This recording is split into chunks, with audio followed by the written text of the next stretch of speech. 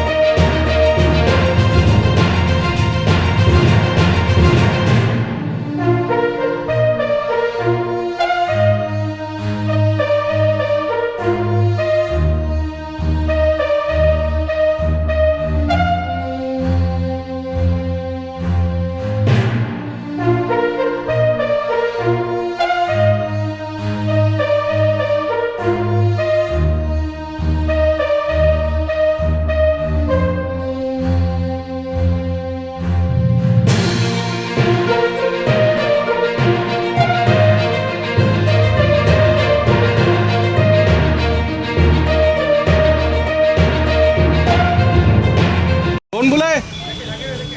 नाम क्या है? आगे लो।